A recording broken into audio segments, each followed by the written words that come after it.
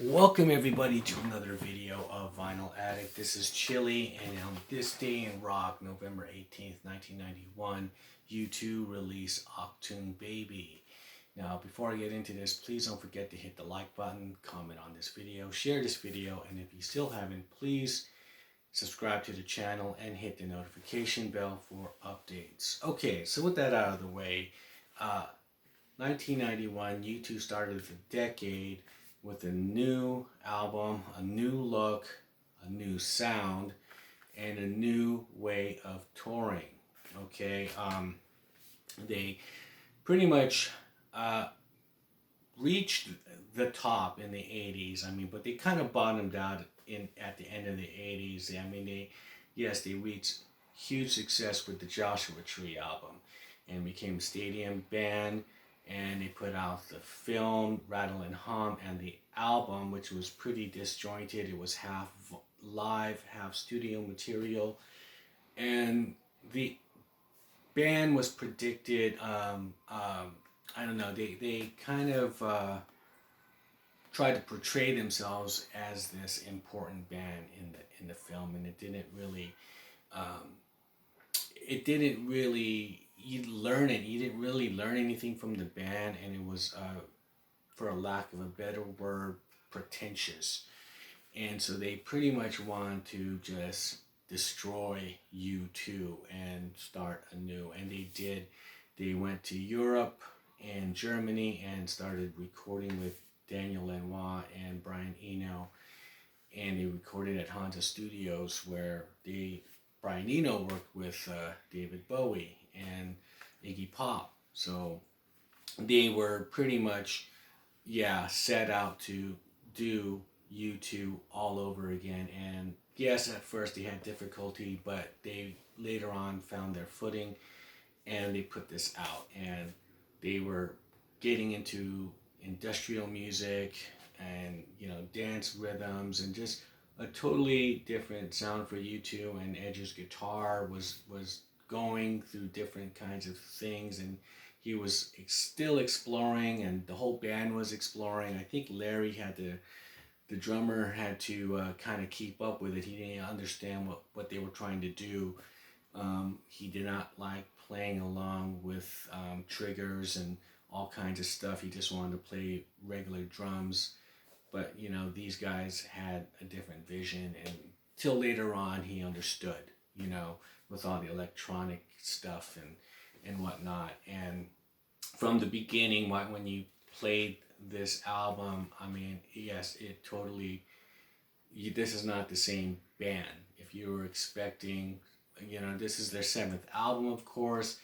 And when I first heard it, yes, you think you know the band, and you're going to hear something kind of reminiscent of what you know of them, but no, the first song, Zoo Station, just kind of shattered that with the industrial intro and everything, and the distorted vocals that he was using. And so there was Zoo Station, even better than the real thing, 1, Until the End of the World. That was a great deep cut, and they still would use that song, play that song, I think, in every tour, until recent. Who's Gonna Ride Your Wild Horses, and So Cruel. Now, the next side was The Fly, Mysterious Ways, Trying to Throw Your Arms Around the World, Ultraviolet, Light My Way, Acrobat, and Love is Blindness. The album is very dark. Also, there's some dark themes involved on here than any of their other albums. And then the tour itself was very, it was interactive.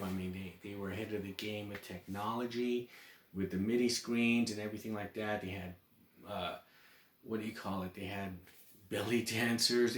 For Mysterious Ways. They had a B stage. They were the first band to have like this ramp that goes to the middle of the audience, and they would play, unplugged, on that little small B stage. And so it was a very different band. They really focused on how to present themselves musically, and especially how what the the clothes they were and everything, their image, and Bono would dress up as these personas, and so we had the Fly, which was a rock star who was full on himself, and so he would, which is really Bono. He's full of himself, and so he's kind of hiding behind his persona to,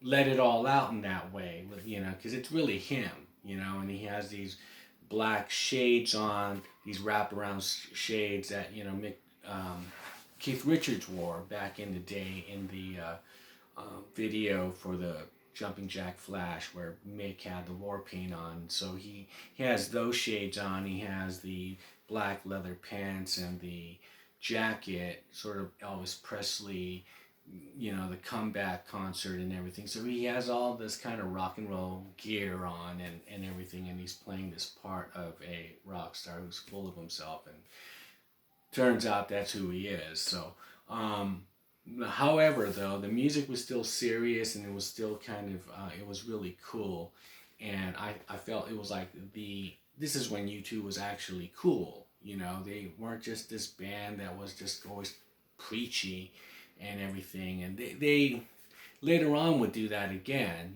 After the 90s, they go back to this, Bono preaching about shit, and this is the era where it's just like, it was just rock and roll. And so that is my video. What are your thoughts on this? Leave me a comment below. Do you think this was the best U2? I think it was the best album the 90s were.